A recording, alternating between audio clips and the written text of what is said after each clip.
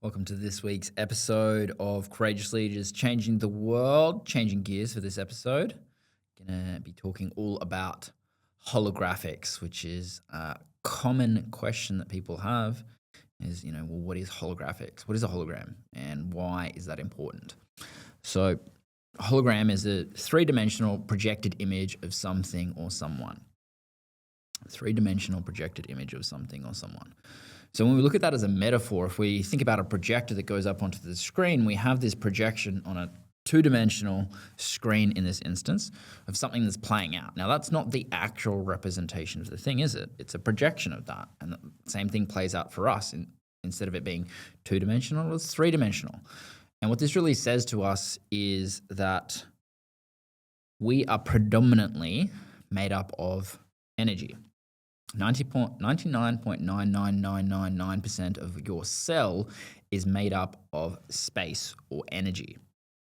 That means the cells that you label as matter is mostly not actually matter. The things that you perceive matter don't actually matter.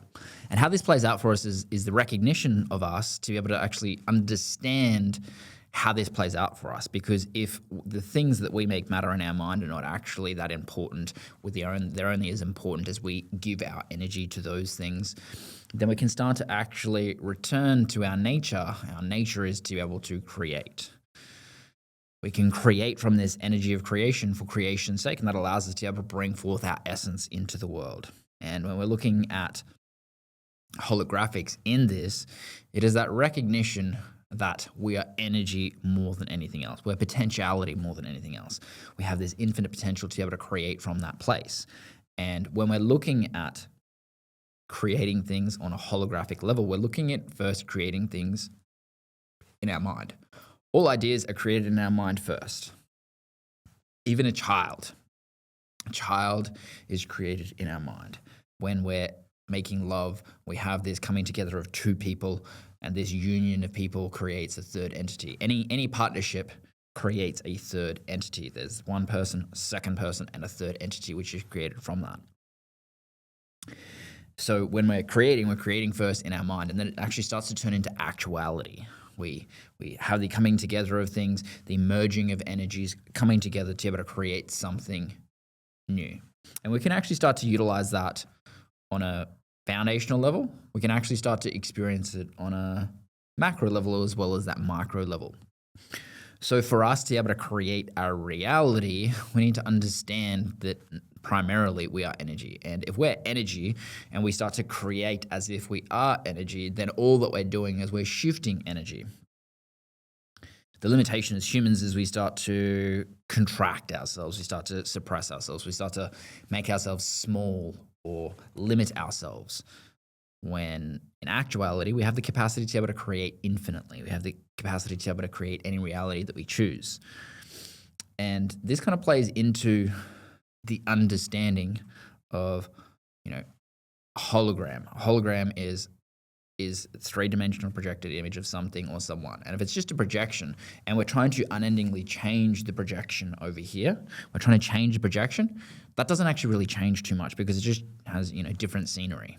How this plays out in life is we end up with this partner that we love and it's amazing for the first 6 months, and then what happens after 6 months? I'm like, oh shit, I'm with the same person again. I thought I just ended the relationship with that person. Now I'm stuck in that relationship again, because although we changed the projection, we didn't actually change the projector. And when you actually recognize that you are a projector, then that is what we actually start to shift. You shift how you see your reality so that you can actually start to shift what you see. When you change the way that you look at things, the things that you look at begin to change. I'm going to say that again. When you change the way that you look at things, the things that you look at begin to change. And this is how we start to actually create our life. We've probably seen on podcasts, seen in courses where it's like, oh, you're the conscious creator of reality. You're creating reality. The depth at which you start to recognize that, own that, integrate that, and actually come from that place will determine your capacity to be able to actually create what you want in life. Because what happens is most people recognize, I'm the conscious creator of my life, but I don't like this, and this. So then they fall into an emotional spiral of shaming and guilting themselves for what they've created, thus perpetuating the looping of that thing. There's a hair floating around here. It's the holographic reality that I'm in right now. That's what I'm creating. So when we start to recognize this energetic frequency, when we start to recognize that we are energy and we're the projection of that, then we can start to recognize that if we're to create changes, then we create it internally and it becomes reflected differently externally. It comes back to us. The primary shift that we go through with holographics is this shifting from looking externally to be able to going back internally. Level 1 in holographics is called becoming the explorer, because we go from being externally led to internally led. We make that shift in how we see the world to be able to recognize that it is all within us. When we recognize that it is all within us, then we can actually start to create within the world. And this becomes powerful for us to be able to recognize how this actually allows us to be able to create. One of the things that many people have heard of is, the holographic field, the unified field, the quantum field, the unified field, whatever you call it. It is this field of consciousness that has everything within it. This field has unlimited potentials for us. And one of the core principles of a holographic reality, which is what we live in a holographic reality, is if you have a holographic film and you project light through that, you project a laser through that, you project one laser through it and you project another laser through it, that will project that image onto the wall in this instance with the metaphor that we're rolling with. The projector puts light into the projector and that projects light out onto the wall as a visual representation of that. If we're looking at it based on the projector onto the wall, it's light projecting light. It is light expressing itself in a certain emanation.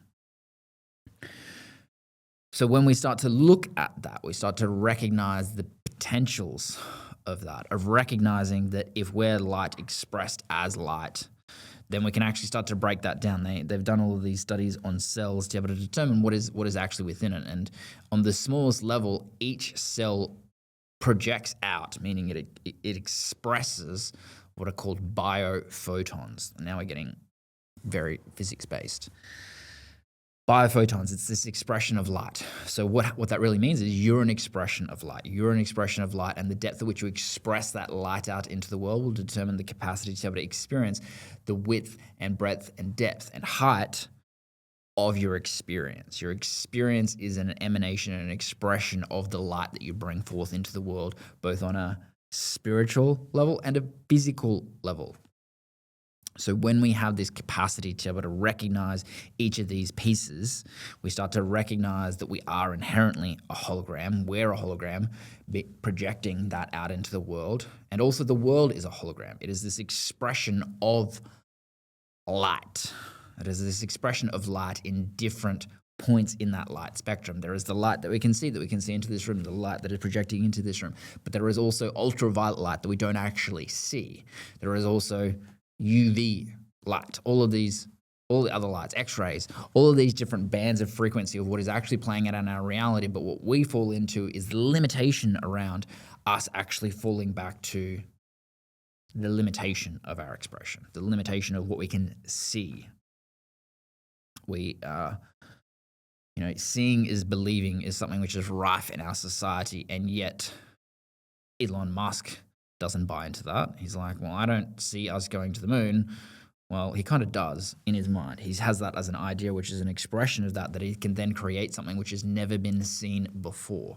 It is first created in our mind, in our mind's eye, to be able to expand out beyond that. That's what Albert Einstein did. He actually started to be able to look at in his mind's eye, how does light interact differently? Is it only ever based on gravity, which is the Newtonian principle of the world? It's like, okay, cool, this equals that. Gravity pulls us down. This is the Newtonian principle of the world. Or is there more to it? How does light react, interact, and respond differently in different situations, so that we can actually start to experience our reality for what it is rather than what we've actually labeled it as? Because you might notice that with you or with someone else in your life, all that you start to do is you start to create this narration around how the world is for you. You start to enroll all of these people around you. Like happens all the time. I'm having a conversation with a client and they're like, the cost of living, it's blah, blah, blah, blah, blah. It's like they start enrolling everyone around them in what they see in their world. Even if they don't actually want that thing, and even if they're saying they're complaining about that thing, even if they're wanting to be able to shift that, they're enrolling people in that reality. They're only seeing what they're looking at already. Our reality is very much like Google or ChatGPT. When you type something into ChatGPT, you only find what you're looking for. Meaning if you say to ChatGPT, or for the oldies, Google, you type into Google and you go, ChatGPT, what is a great restaurant near me? What do you find? You find the thing that you're looking for. But one of the greatest things that we can actually learn is to shift how we see. How do we shift how we actually start to see our reality? Because then we actually start to create an entirely different resonance and frequency through which we can actually experience our reality. Because our resonance and our energy that we're actually cultivating within ourselves is going to determine what we actually experience. That is a conscious effort. That is a conscious choice. Or we will fall back into the negative gravitational field of our environment. Our negative gravitational field of our environment, of the people that we're hanging around, the people that we're surrounded by.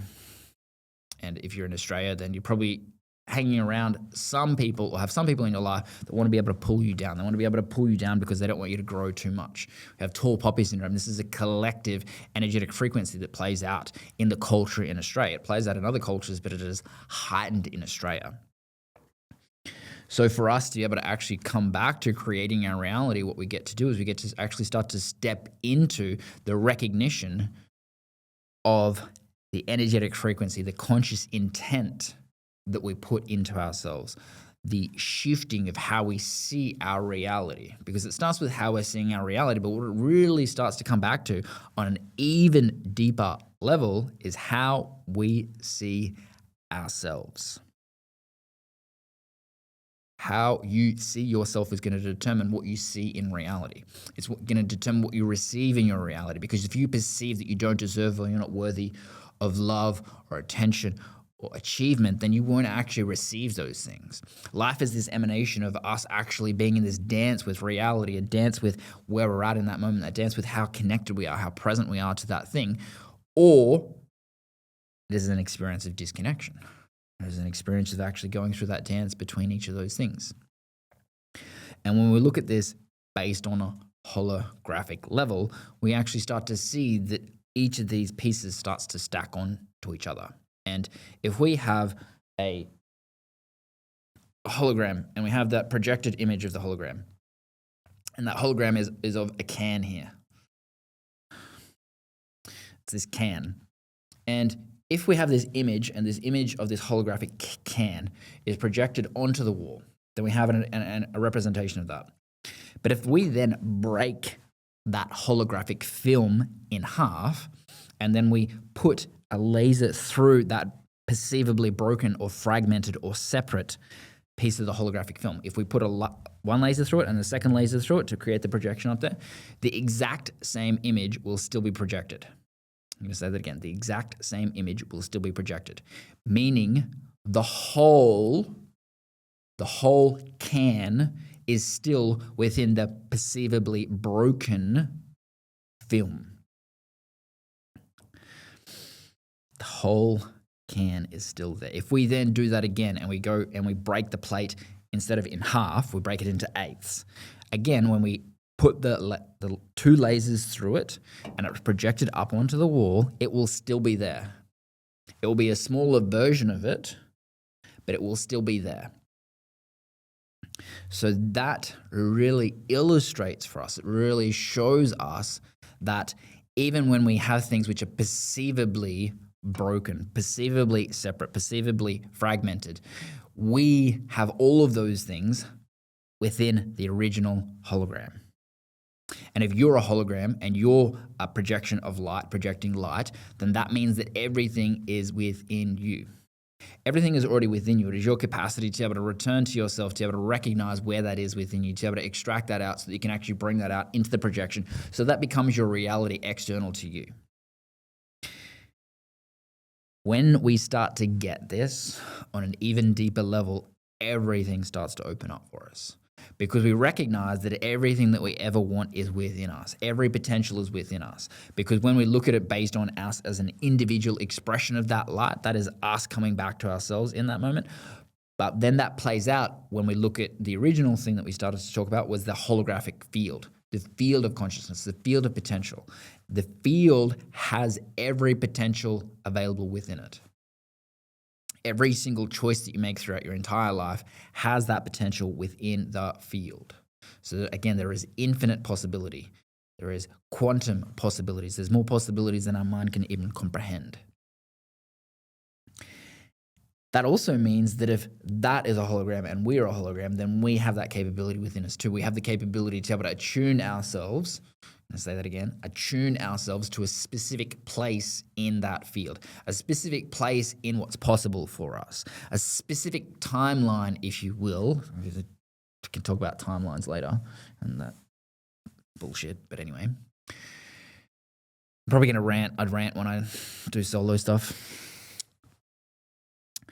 So we have a specific timeline, a specific experience line. If we are to say, this is the timeline of me actually experiencing having $1 million business, $1 billion business, these are the different things that is actually playing out. Then if we can attune our energetic frequency to that specific point, that specific location in the holographic field, in the unified field, in the quantum field, then we have the capacity to be able to create and bridge the gap from where we are to experiencing that within the field, because then it becomes only a matter of time for us to be able to bridge our experience of what we've created in our mind as an access point to be able to experiencing that thing in reality, an experiential reality. This is one of the core distinctions around that timeline versus an experience line. You only have one experience, but there are many potentials within that experience based on the choices that you make in this moment.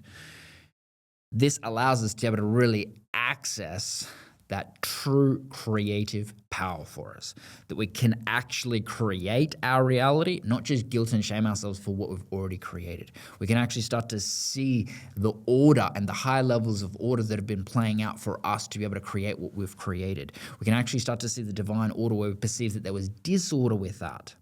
And when we actually start to access that within us, that actually opens up for us the actualization of the things that we say that we want.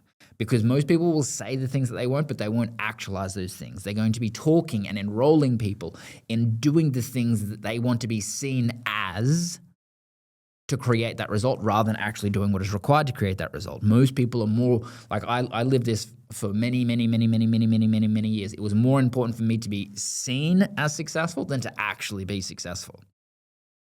My entire social media was set up for me to be seen as successful rather than actually being successful. This is what the majority of humanity does. They create this one-sided picture of how their life is, when behind the scenes, it is falling apart.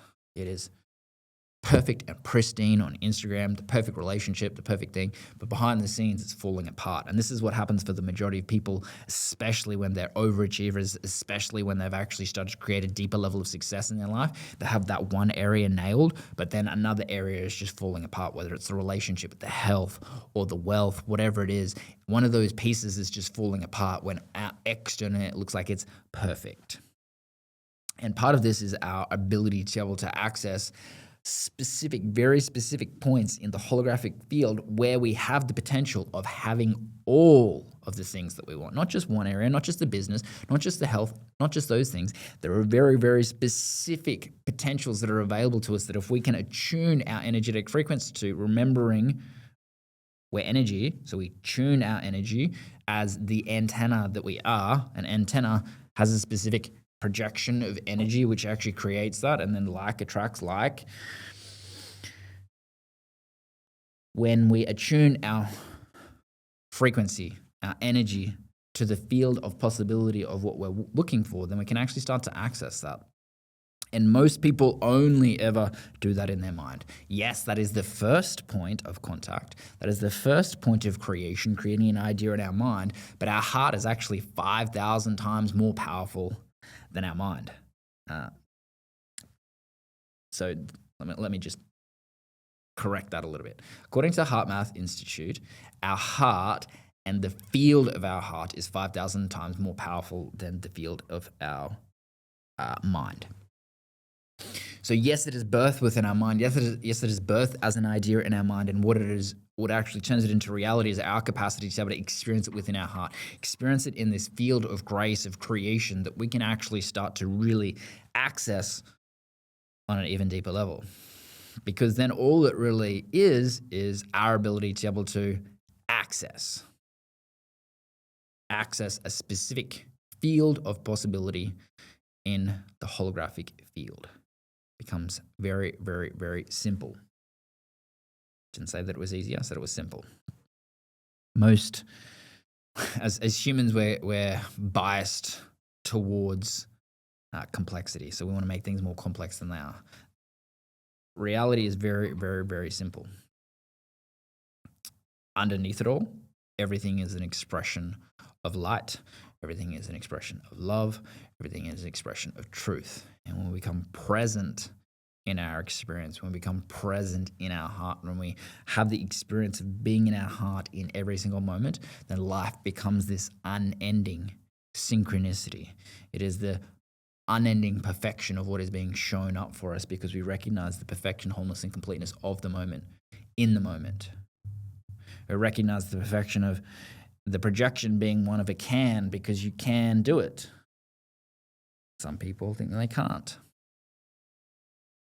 And what it really is your ability to be able to enjoy life and drink the juice of life. If you're just listening, I'm sipping on my drink. And this starts to really illustrate, starts to really show you the power of understanding what we are as humans, what we are as a projection of a hologram, because this also layers onto the next level of our brain being a hologram. They have done studies where the old paradigm of how our brain worked was one based on certain areas controlling certain things. But then they did certain studies where they would remove parts of, they started with, mice, as they do. They remove a certain part of their brain to be able to see if that actually impacts how they do a maze and how they do all of those things. It starts with that. And they recognize that with mice, that even if they took out the perceivable memory center of their mind, they were still able to do the same maze. It was still accessible to them because what we recognize is our brain is actually a hologram. It doesn't actually have a memory center. All that we do is we have certain coordinates that play out for us, certain coordinates of where something is in the field of consciousness, in the holographic field for us. So this allows us to really understand the deep experience that we have as humans and how we actually get to create within that. And that then allows us to be able to actually start to consciously create the things that we say that we want. We start to actualize those things. We start to actualize the relationship that we want, the wealth that we want, the health that we want. We start to access each of those things by being able to start to see, feel, and get those things in our body. And we can start to see those things based on our mind, our perceptions, our paradigms. We start to feel and get those things in our heart till we feel the experience of something. We won't actually ever receive that thing. Life is an unending recognition of receiving what is there for us, receiving what is the lesson for us in that moment, receiving what is the thing that is being reflected back to us by the external projection so that we can actually go back internally, so that we can create that deeper sense of connection to ourselves internally, so that we can actually come from that place of creation. This is the power of it. And when we start to recognize that, recognizes our ability to be able to see it in a different way, it starts to show up in a different way. Our breath is a great example of this. If we see our breath as just something that just keeps us alive, then we don't actually make much conscious effort to do anything about it. And yet right now, as you listen or watch to this, your breath is actually currently being one of the predominant regulators of your nervous system, of your reality. The rate at which you breathe, the depth at which you breathe, if your inhale is longer than the exhale, all of these things are expressions of what is playing out for you on either an unconscious level or a conscious level. And as soon as we've brought attention to that, notice what has happened to your breath. Notice what has actually occurred when you've actually started to see how you're breathing. Notice the sensations. If you bring the level of felt sense to it, what do you notice as the breath goes over your nostrils? You're breathing through your mouth as the breath moves over your tongue. Because those acute little awarenesses of the little subtleties of what's playing out there is bringing that level of consciousness to it. And when we're conscious and we're present to what is there for us, then we start to receive what is there for us. We receive the power of the breath. We start to receive the power of everything being within us. When people don't really recognize that when they find a little apple seed, that there is the entire apple within that seed. People don't recognize that within that seed is the entire apple tree.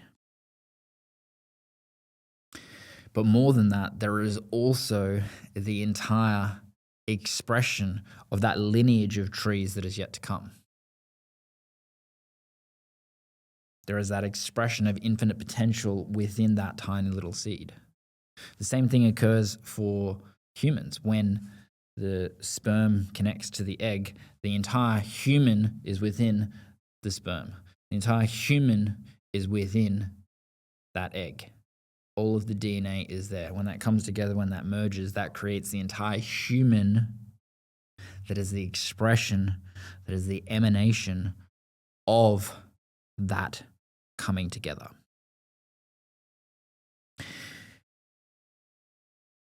This plays out everywhere. Every piece contains the whole. Within everything is everything. Within everything is everything. And when we start to see that, when we start to fall back into the human nature to be able to go through the contrast of looking externally, to be able to look outside of ourselves, to be able to return back to ourselves, to be able to recognize what our nature is to love, to experience love, to receive, for us to be able to actually go through that journey of experiencing the external representations and the external reflections and the external projections, to be able to return back to ourselves. Becomes this deep experience of the knowingness that we have within us that we can't really articulate until we experience it. You have that sense of knowing that plays out all of the time in your life, and then you actually experience something, and you're like, now I get that on an even deeper level. You know, when people come and do holographics with us, they say all the time, I thought I got my dad. I thought I understood him. I did all inner child healing. I did all of these different things. I did all the work on him. And then I went through the process, and holy fuck. Now I saw him for the very first time. I saw him for who he was to me. I saw him for who he'd been for me. All of the things that he had to go through for him to actually get to the place of actually having me as a child, for him actually being that person that played that role in the reflection between him and my mother, for them to be able to come together, for that to merge, for that to then come to be the reflection for me to actually start to see myself in him and start to recognize those pieces that I'm yet to love in myself that are reflected back from him or reflected back from my mother. We start to see that perfection of it all. We start to feel that perfection, or we start to get that perfection of it all. It becomes this unending, as I said, perpetual synchronicity. Synchronicity is this experience of Carl Jung says it's the experience of seemingly unrelated things being perfectly connected. And this becomes available to us. It becomes this dance of recognizing what we're here for in this lifetime, to be able to experience those things. What are those core experiences that we're here to experience in this lifetime? Both the Instagram worthy and the pieces that are behind the scenes. Everyone lives 3 primary lives. They live their public life, which is shown to the world. They live their private life, which is often just with their partner or their family, that is mostly hidden from the world. And then they have the secret life, which is where they're actually keeping secrets from people outside of themselves, and often with themselves, which actually has them live an imprisoned life. So you've got your public life, private life, and your imprisoned life that you're actually keeping a secret, that you're trying to hide from the world, that is actually being unendingly reflected back to you from all the projections externally. The more that you bring your secret life into your private life, the more that's going to heal in your family, the more that's going to heal in your relationship, the more that's going to heal with you. And the more that you can then actually do that work behind the scenes to be able to bring that into your public life, the more that expands out your capacity to be able to receive on an even deeper level. It becomes this unending journey of descending deeper into yourself so that you can ascend to the heights that you're here to be able to experience in this lifetime. And that can occur when we start to see who we are, what we're here for. That returning to the understanding that we're energy, we're light, we're love, we're the expression of these things, we're the culmination of these things, we're the emanation of these things, we're each of these things expressed through the physicality of our physical body. Now, our body remembers what the mind forgets. Body remembers what the mind forgets. There are many things that you won't remember from your childhood on an intellectual level, but you'll remember how you felt as a child. You'll remember if there's an undigested experience, a trauma that has occurred in your childhood that is keeping you limited.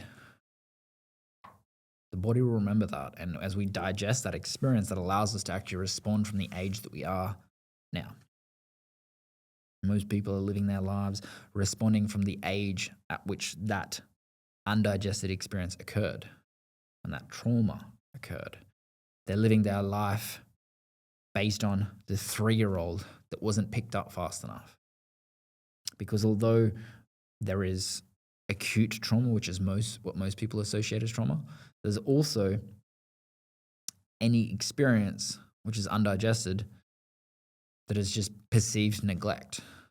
Every single human has levels of perceived neglect, which is a micro trauma that occurs. Meaning if your mother didn't pick you up fast enough and you were overwhelmed or underwhelmed, then that creates an undigested experience. And the combination of those things throughout your entire life then has you start to show up from different ages. You show up as the 3-year-old in your relationship. You show up as the 5-year-old in business. And this plays into this overachiever paradigm, this overachiever paradox that unendingly starts to play out for people. They live their life based on computing achievement with love. Achievement, if I achieve, then I get attention, then I get love. And if I'm living from that place, then I unendingly search for more and more achievement, all to feel enough. But when I achieve that thing, I don't actually receive it. I don't actually allow that to be able to permeate through my soul, through my being.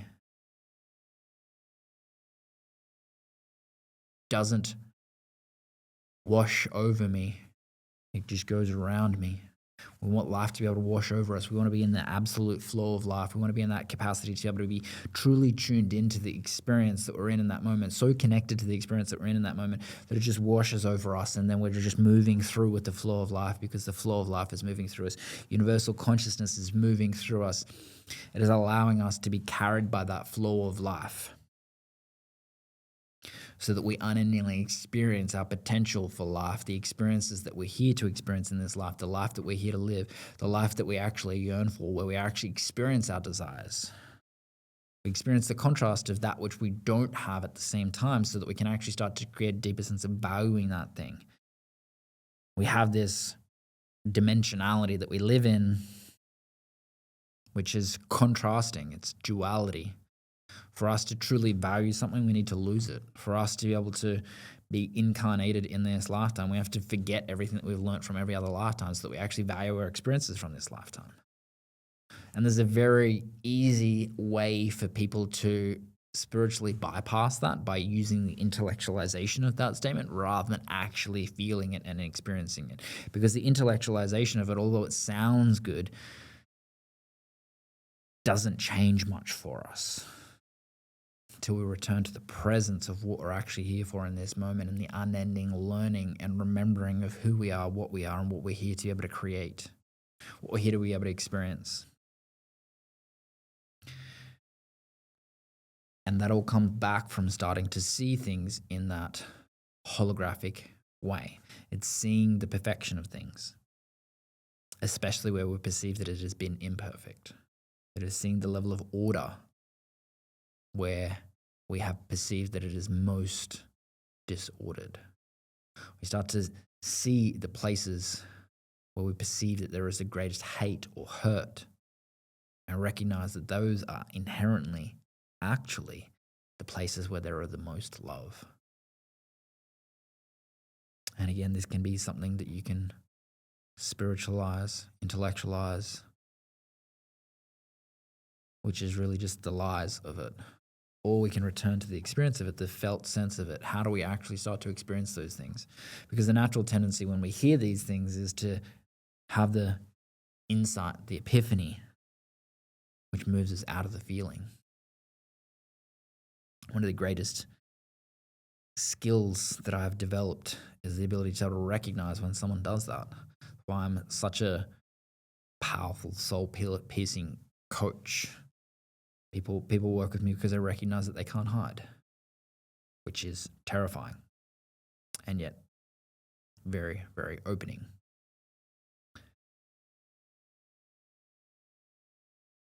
When we return to that presence, of recognizing that our body is set up in a specific way for us to be able to get the lessons that we're here to be able to experience.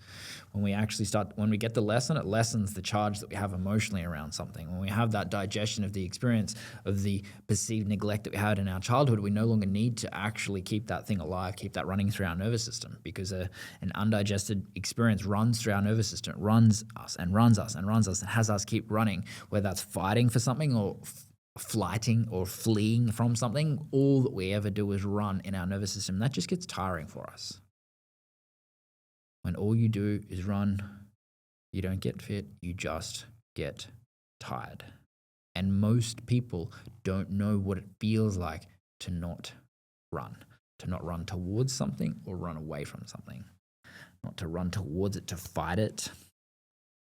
Most people don't know what that experience is, to actually come home to themselves. When we have that deeper sense of connection, then that's what we do. We start to recognize what we're here for. We start to recognize the perfection of it all. We start to recognize inherently what is available to us. We start to see, feel, and get our reality, maybe for the first time. Maybe we've experienced pockets of that, but we start to experience that on a macro level. We start to experience every day of that. We start to recognize all of the things that had to go into place for me to record this episode today. How many times people had to be sick to no longer be the guest, for me to be able to bring forth that transmission, for people to be able to get that learning from that thing when they listen to this at the perfect time for them. We start to see all of these different things that we perceive as separate that are actually coming back to themselves. The primary lie that we experience is one of separation. Looks like we got more quantum mechanics stuff. The quantum mechanic principle of entanglement plays out here.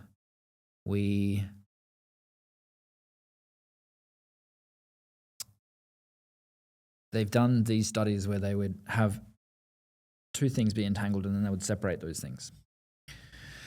So they separate them over great distances. And then they would stimulate this thing here.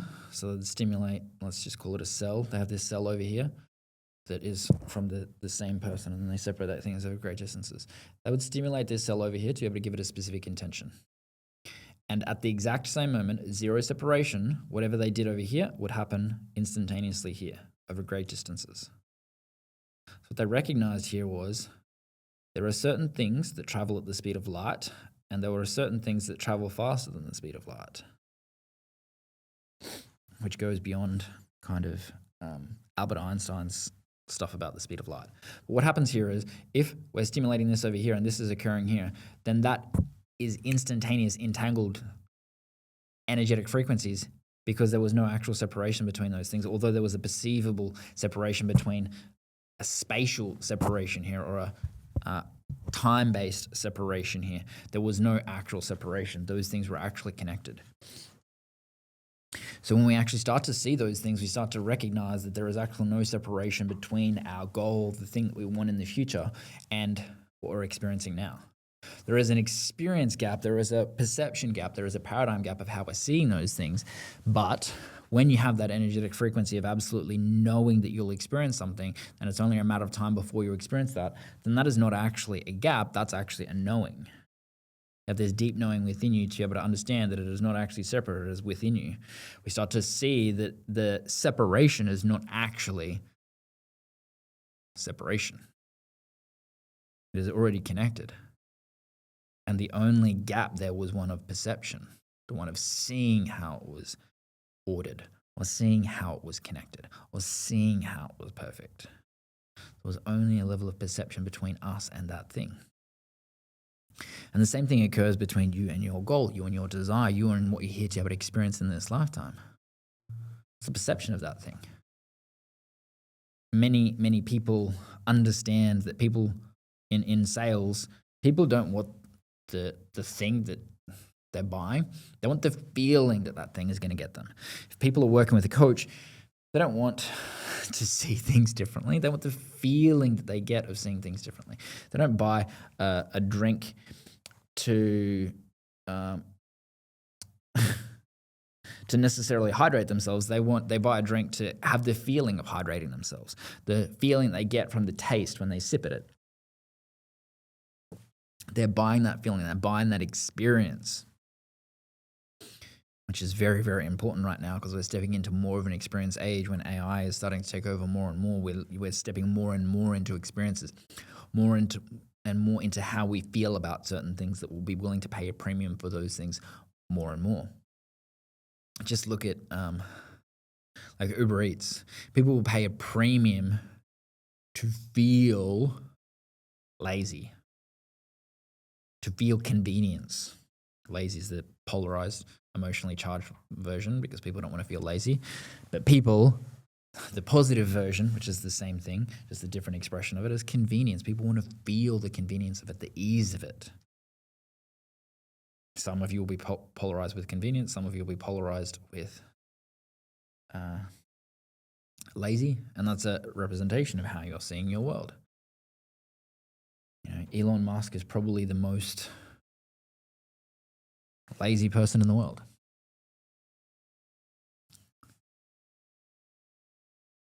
There are many things that he will never do because he's too lazy, quote unquote. So he gets other people to do it. Often the most successful people are the laziest. So the more that we can actually start to recognize each of these pieces, we start to recognize that we're energy, we start to recognize the perfection, the wholeness and completeness of it all. We start to feel it, we start to see it, we start to get it, more than just think about it. And we start to see it all differently. It starts to open up for us. It starts to allow us to be able to access what we're here for, because it's all about access. How do we access that point in the holographic field? How do we access those coordinates so that we can attune our energetic frequency in our heart, beyond our mind? Starts in the head, starts in the mind. How do we bring that into our heart? How do we bring that into every cell in our body that becomes an absolute knowing through every cell of our body? This is the journey of creation. It starts in our mind, moves into our heart, and then comes into every cell of our body that it becomes actualized into reality. It allows us to be able to open up to those things.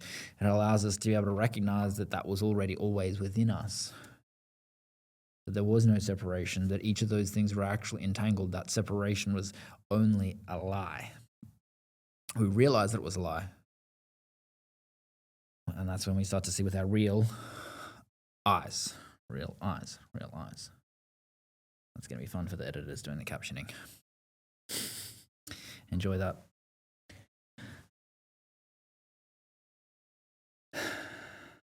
When we start to see each of these pieces come together, start to recognize the piece over here, quantum mechanics, start to recognize the spiritual principles, we start to recognize the neuroscience, we start to recognize that it's the mind, it's the heart, it's the being. When we bring all of those things together, we have the access point to be able to attune to the energetic frequency of creation. We have the capability, the capacity, the opportunity, the choice to be able to choose our reality. We have the opportunity to be able to recognize the choices that we've already made. You know, in the Matrix, level 2, can't remember level 2. Not level 2, I guess. Matrix Reloaded, whatever the second one is.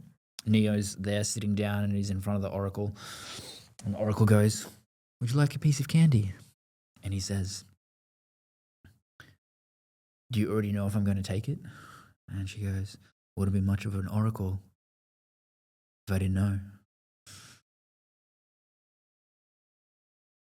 And he then wisely starts to go, "Well, you know, the question that we all have. Do I have free will choice then? Do I have free will choice?" And the Oracle says, it's not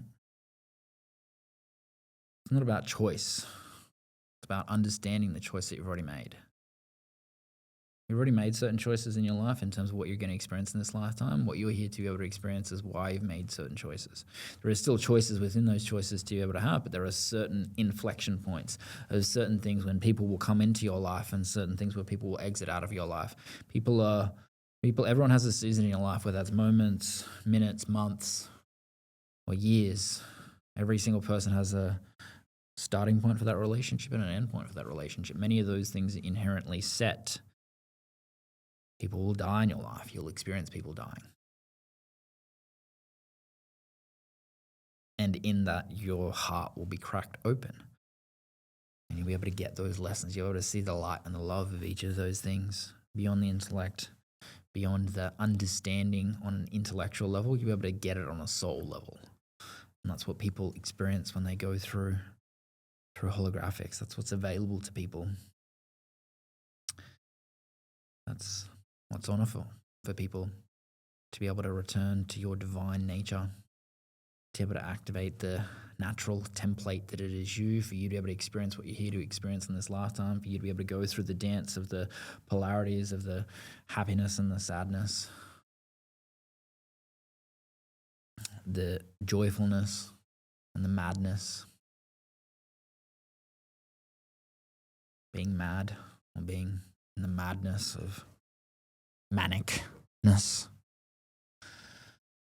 about our ability to be able to be with that flux and flow of life and be with that dance of life so that we can actually start to access deeper experiences beyond what we're currently experiencing. And this is what is available if you choose it, because it still requires conscious choice. Part of the experience in this dimension of duality, polarity, is still you get to choose. You get to be able to choose your experience. And the more that you recognize all the choices that you've already made and the reasoning, understanding, justification, and how that actually allows you to be able to return to a deeper sense of love, deeper sense of light, deeper sense of truth, the more that allows you to be able to expand into what's available to you on an even deeper level. So there's a big long rant on holographics. Thanks for joining us for this week's episode. If you'd like more episodes where I just riff, let me know in the comments. Till next week. Big love, fam.